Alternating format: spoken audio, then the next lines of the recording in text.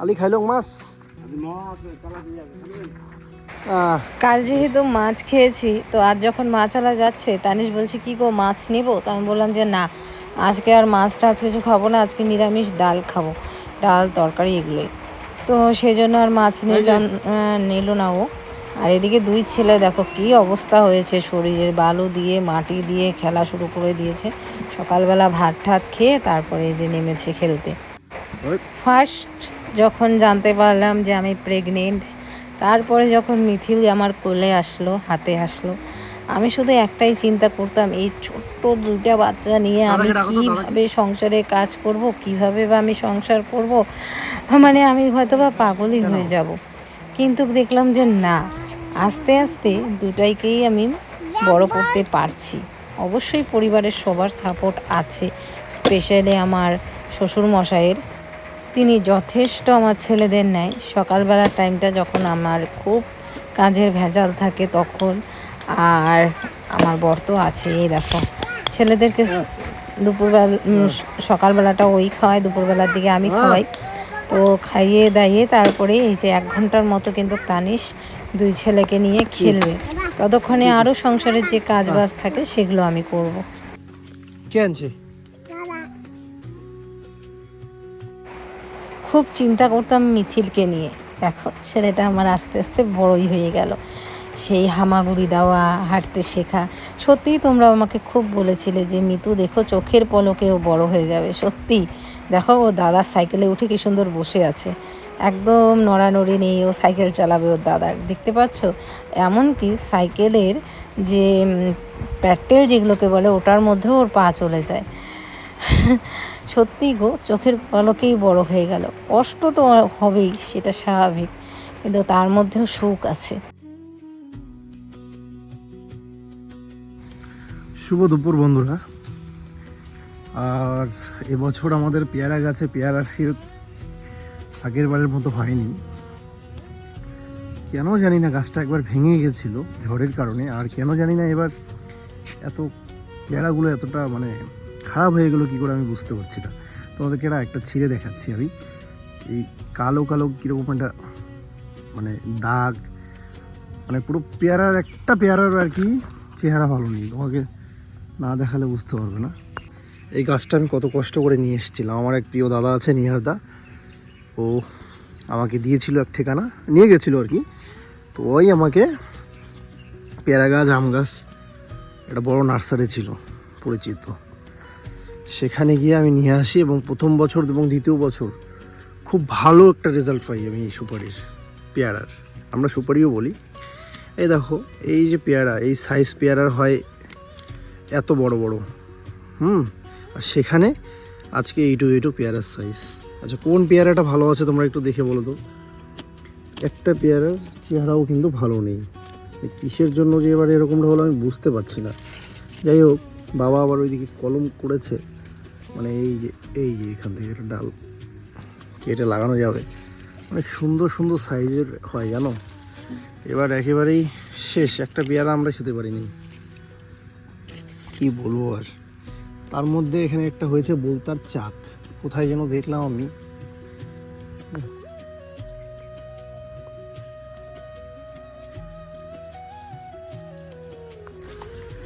এই যে বন্ধুরা বোলতার চাক, মিষ্টি কিন্তু আছে দেখো বন্ধুরা।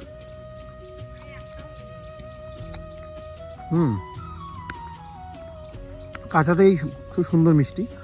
পেয়ারাটার জাত খুব ভালো ছিল, সাইজে এবং মিষ্টিতে ভরপুর ছিল। এবছর জানি না কেন এরকমটা হলো।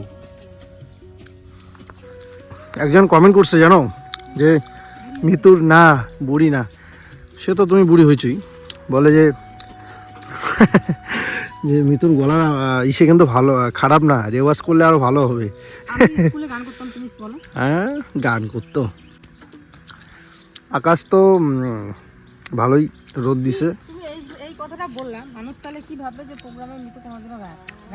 কষ্ট, কিন্তু তোমার গলা অতটাও ভালো না। মন রাখার জন্য তোমাকে বলছে যে মিতুর গলা ভালো, বুঝছো, এটা মন রক্ষা এমনি। পাবা সেখানে যাও, ভালো দেখতে পাবা সেখানে যাও, কেন পড়ে আছো আমার সাথে? সেটাই তো। আমি এখনো বলি, অন ক্যামেরা বলছি দিবস দাও আমাকে। দিও, শুধু সময়ের অপেক্ষা। বলো। তুমি আমার কমেন্ট দেখবাও না, ভিডিও করে দিও না কোনো কিছু, বুঝছো? কেন? এই কয়দিন তো দিবাই না। কেন? মেয়েরা বেলতলায় একবারই যায়, বারবার না, বুঝছো? কেন, কি হয়েছে? এখন কমেন্ট আসলে সব অন্যরকম কমেন্ট আসবে, তুমি তো জানোই, জানো কি না? তোমরা নিয়ে কিছু বলতেও বসবে না, কমেন্টে রিপ্লাই দিবে না। মানে তুমি বলতে যাচ্ছ এখন কমেন্টের কোনো রিপ্লাই দিব না? সে তো দেই না। মানে আমাদের কমেন্টের রিপ্লাই দেওয়াটা আমাদের রুচির উপর ডিপেন্ড করে। মানে একে তো মিতু মোবাইল ধরার সময় পায় না, আমি যখন ধরি, কিন্তু যেদিন একটু মন চায়। একটু পেয়ারা দাও আমাকে। পেয়ারাটা ভিতরে আবার ভালো, বন্ধুরা দেখো,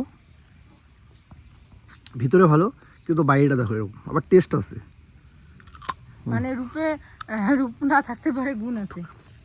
ঠিক আমার রূপ মতো। নেই কিন্তু গুণ আছে। ঠিক আমার মতো। আর যে রূপ আছে গুণ নাই, আমার নাকি রূপ আছে গুণ নেই। যাই হোক, ওর চোখে এরকম লাগে, কোনো ব্যাপার না। আর যেটা বললাম যে কমেন্টটা কি বলতো, আমি যেদিন মন চায় একটু ধরলাম, আজকে একটু রিয়েক্ট করি, তো করি, আর না হলে আর করি না। মন চাইলে করি, না হলে করি না। যদি একটু সময় থাকে হাতে, সময় কাটছে না, তাহলে একটু দেই রিপ্লে টিপ্লে, হার্ট দিই। ওইরকমই আছে বিষয়টা আর কি। যাই হোক, এখন কমেন্ট বক্স লিখবে না। দিব না রে।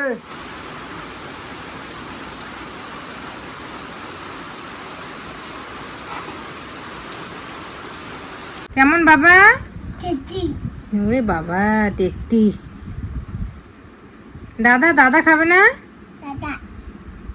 দাদার জন্য আছে টেট্টি বাবা।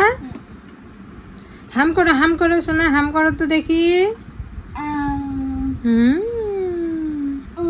কই গেছিলা বাবা তুমি? দোকান থেকে আনছো?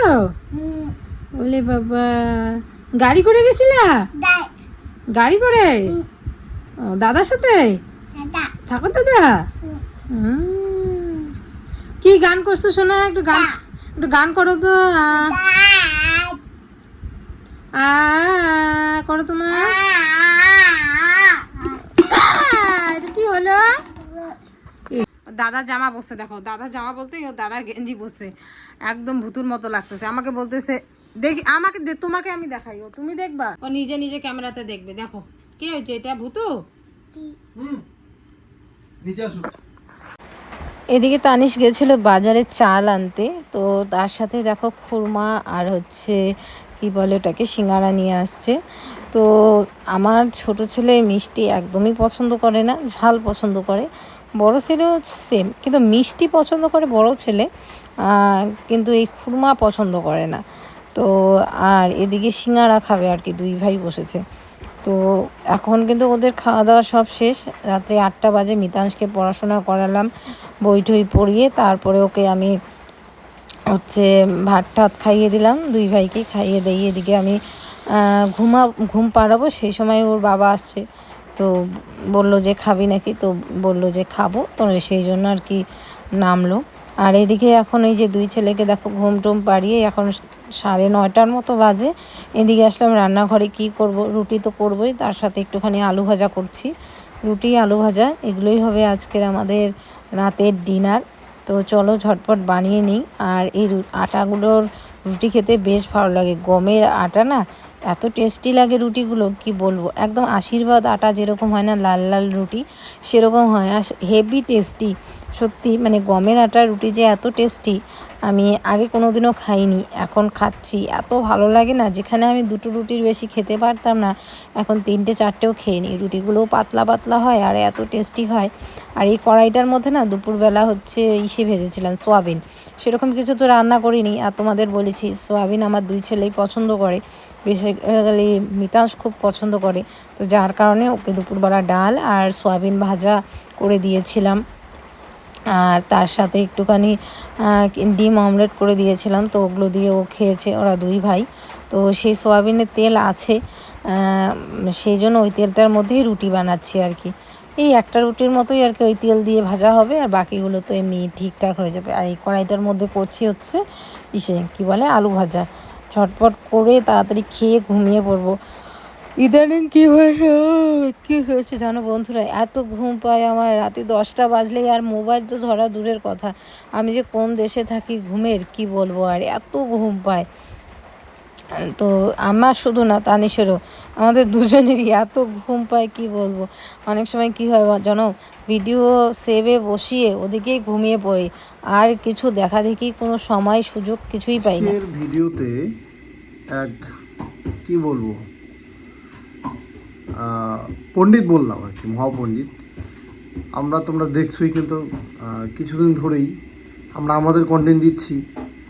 এবার ওনার কোথায় কি সমস্যা, আমাদের কোথায় ভিডিওতে, আচ্ছা তোমরা বলো তো, ওই একটা মহাপণ্ডিত অনেক জায়গায় গিয়ে কমেন্ট করছে যে মৃত্যু তানিশ এখন ভালো সাজার নাটক করছে, ওরা এই সুযোগে ওদের দোষগুলোকে মানে ঢেকে রেখে ভালো হওয়ার নাটক চেষ্টা করছে, এরকম একটা কমেন্ট করছে সব জায়গাতেই। তো ওই মহাপণ্ডিতকে আমি একটা কথাই বলবো যে আজকের ভিডিওটাতে আপনি মিতু কী এমন বলেছে যে আপনার মনে হলো, শুধুমাত্র আপনারই মনে হলো যে ও দোষ ঢাকানোর চেষ্টা করছে।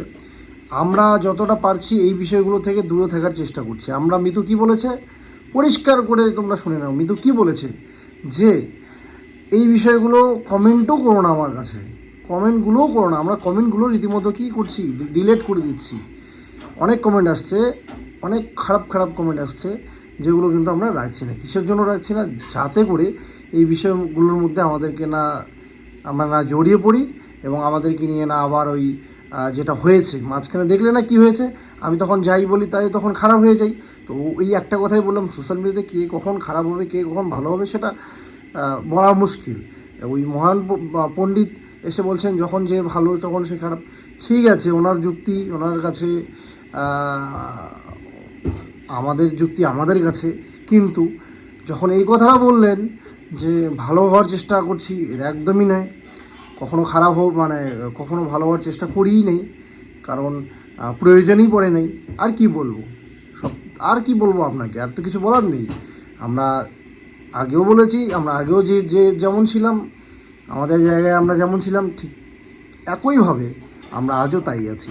তো এখানে এই বিষয়গুলোকে নিয়ে কাদো ছড়াছড়ির মতো একটা ব্যাপার করে দেবে, এই যে এক জায়গায় গিয়ে কমেন্ট করছে আর এক জায়গায় গিয়ে কমেন্ট করছে, তাতে কী হবে, মানুষের একটা দৃষ্টিভঙ্গি, মানুষের একটা আমাদেরকে নিয়ে একটা চিন্তাভাবনা, একটা খারাপ কিছু একটা রটানোর চেষ্টা করছে আর কি। তো জানি না কি,